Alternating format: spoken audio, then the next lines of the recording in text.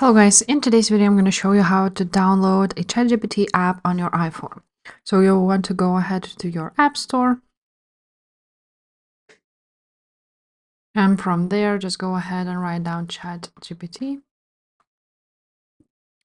You will see a lot of apps here like a chat box and so on and so forth. What you want to install is ChatGPT right there. And once it will be installed, you're going to open it up. Click open. And now, of course, you want to log into your account or sign up if you don't have an account. So I just clicked login and I'm just gonna enter my details here and sign into my account. And here you have it. Now you can go ahead and write a message or even speak to a microphone.